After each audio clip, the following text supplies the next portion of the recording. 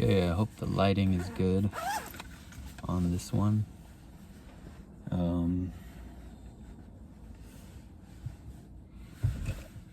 Glory to God. Glory to God. I just saw a license plate here where I parked. It's actually that car right there. License plate says Glory to God.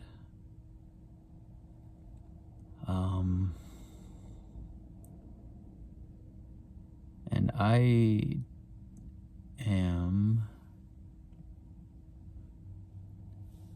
thinking I might do a video.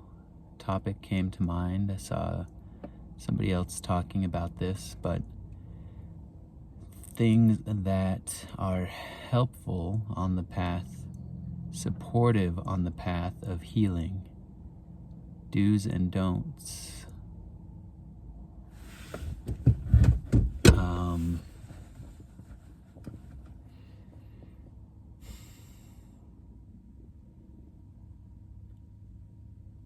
A lot of it is very basic stuff.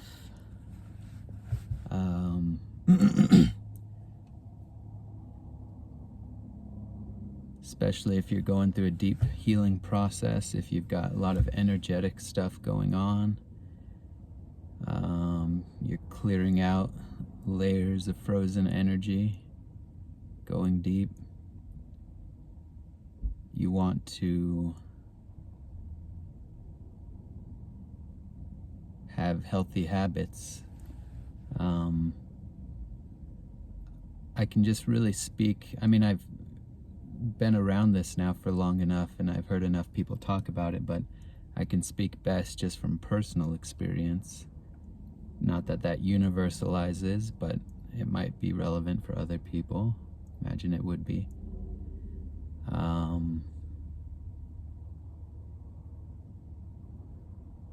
And there is a certain level of self-discipline that is fundamental and very fundamental and supportive generally. Self-discipline generally. And that means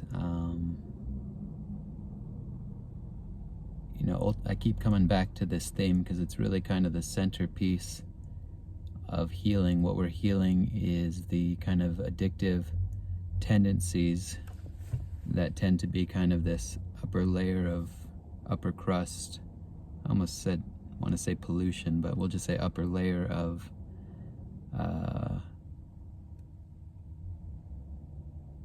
defense mechanisms. They kind of lock the frozen energy into place. And so these routes of distraction is another way you could think of it, or addictions, serve to help, we'll just put that in quotations, help us avoid dissonance, inner dissonance, pain, trauma, all that stuff. And so part of what we're doing here is extracting ourselves from those addictive patterns, healing those, releasing those, breaking those open, interrupting.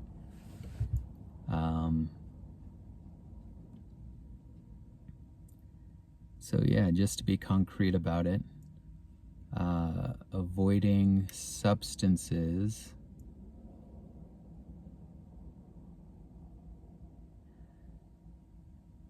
I almost feel like I can't really give a great testimonial or breakdown of that because I just naturally, I don't really, it's sort of hard to disentangle causation here, but for a long time, maybe about 10 or more years, I just really haven't been drinking alcohol or consuming any kind of cigarettes, tobacco of any kind. I avoid caffeine. I seem to be very sensitive to caffeine. Even when I kind of was exploring coffee when I was younger, I just needed the smallest bit, like half of a cup, and that would be enough. But in a way, I'm sort of passing on. Yeah, I've sort of just kind of naturally shed those things as I've become more concentrated, more focused on healing and inner coherence.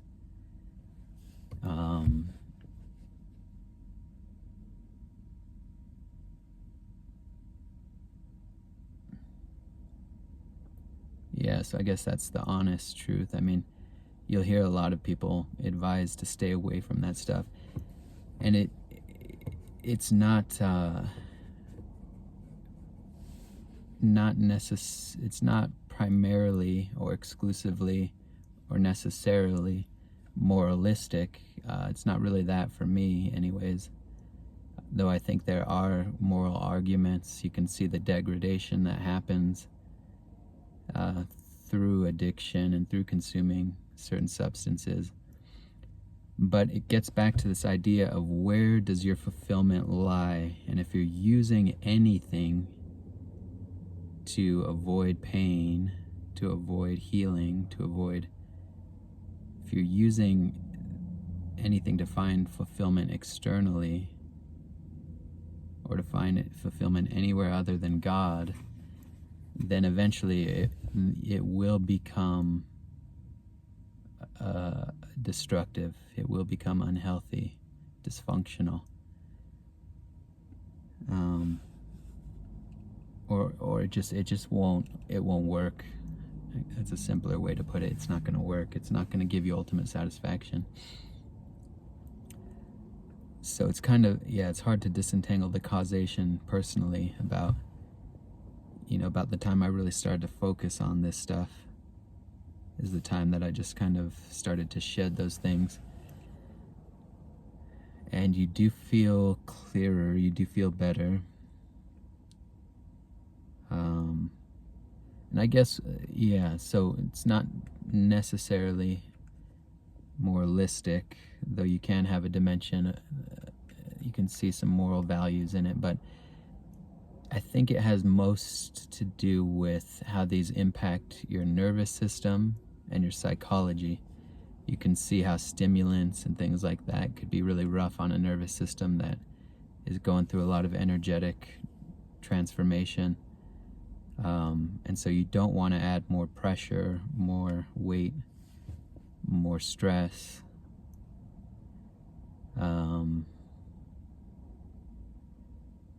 And so that kind of almost necessarily implies some other things. If you're not going to be finding satiation in these surrogate forms of healing, in these surrogate routes of addiction, and we can broaden that to food, excess food consumption, sexual excess, pornography, internet, whatever the addictive route is, or addictive pattern is.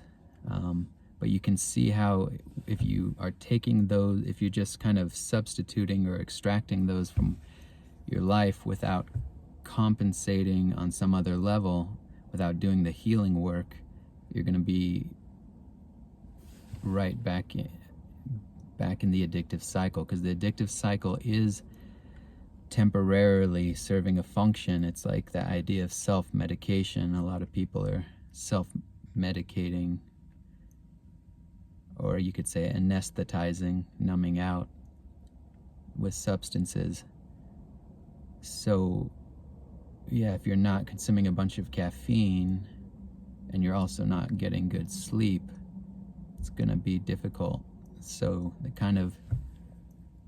you start to get this positive synergy where you start to build healthier habits, and they can kind of mutually reinforce one another.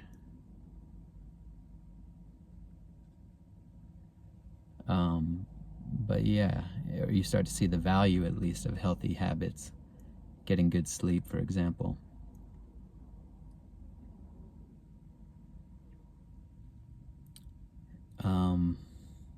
So those are just some kind of fundamental things. The whole healing process is getting in touch with that which is wounded, that which is energetically locked, and it's allowing that to surface and transmuting that, digesting that, releasing that, healing that. And so if you are stuck in the addictive loop, addictive cycle, you're avoiding that, and so you're not going to progress.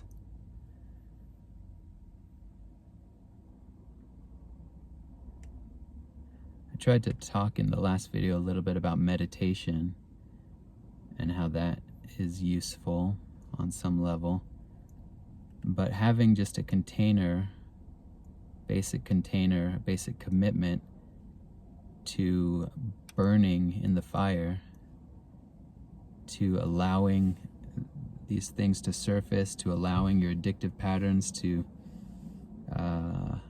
burn off. You need a basic commitment to stopping, to surrendering. Ultimately, the simpler, the better. Just laying down, setting aside some time, just laying down and saying, I'm just going to relax my muscles, my body as much as possible. I'm going to lay down, and whatever surfaces, if it's thoughts, energies, whatever it is that comes up, I'm just going to let that burn out.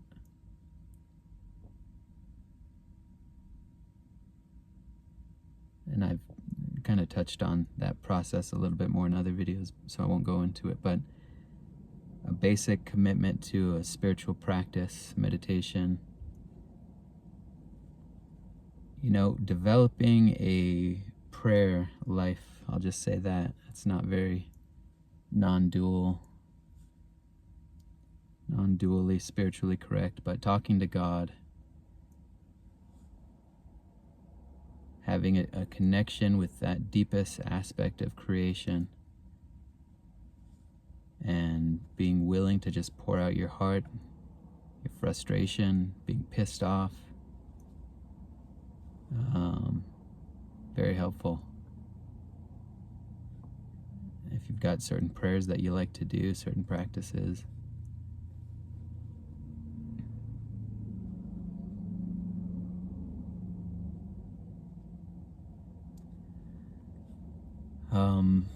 Sexual discipline, being sexually disciplined.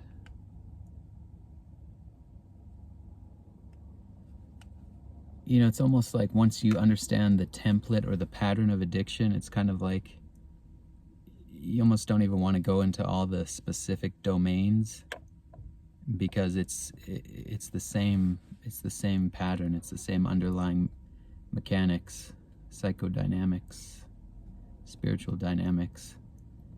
But again, if you are seeking relief or escape through external means, through sexual gratification, very powerful energies, easy to see how that can become addictive and feed into a pattern of avoidance. And so again, it's the same approach, allowing those feelings, those urges, those itches, those desires to surface, burning in them, inquiring into their nature directly. What is this made out of? Do I have to fulfill the addictive pattern? My mind, my body, the energy, everything is telling me I have to do this to get relief. And is that true? Is that ultimately true? Or is there a capacity to burn, to let it come up, to feel that urge that I've given into so many times, whatever the pattern, and to say, you know what, you can be here, and it doesn't mean that I have to fulfill the urge. Is it possible to burn? And as that comes up, you just relax into it as best you can, or you curl up in a fetal ball, whatever. You might find your body shaking, your mind going wild. Your job is just relax, surrender, cry, cry, cry, cry, cry. I think so much addiction could be healed just by allowing yourself to cry, to grieve. And you'll find there's a lot of stuff in there that wants to come out. And so you empty out, you cry, you shake, punch a pillow, scream while you're driving, whatever it is. Um, and on the other side of an urge, I did a video the other day, yesterday I think, about kind of just a small encapsulation of the process, sitting in meditation with an itch, physical itch on your body, and watching that itch come up, watching the whole mechanism, the mind, the urge to scratch the itch, and having a commitment to burn through that and see what happens.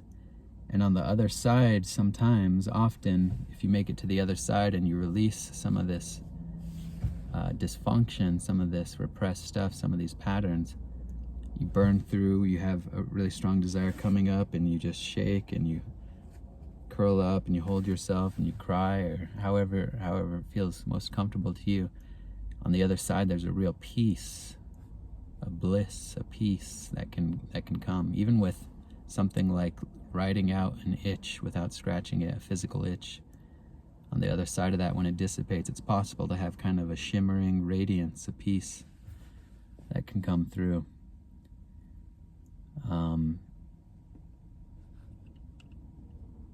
So yeah, I mean, fundamental things, try to avoid excess. You also don't want to become so rigid and so ascetic, A-S-C-E-T-I-C,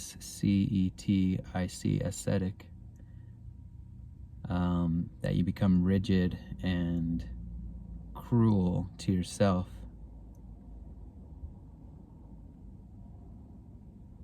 That's the shadow side of self-discipline. It's just hard to give any one teaching or any one set of pointings, because it's about balance on some level. It's about, like, culturally we're kind of so far tilted towards distraction, and we've got a whole economy just built on avoidance and distraction and titillation and captivity of our attention and addiction.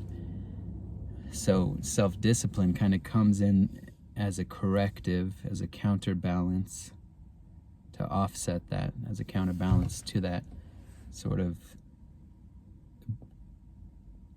bias or tendency in the other direction. But for a lot of spiritual people, it may be the opposite. Or people, we'll just say spiritual people.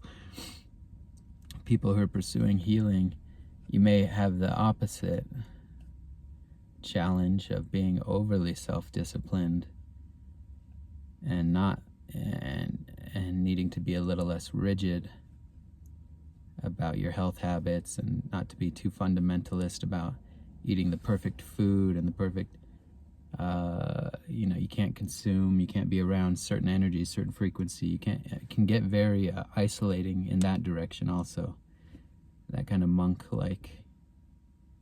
So you just experiment with it, and you'll go off course, and you'll course correct, and or life will force you to course correct. And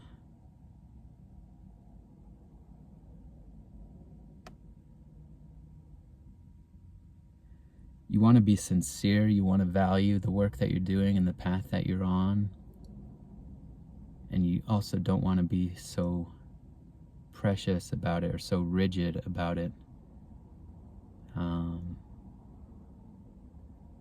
that you end up doing more damage than is helpful.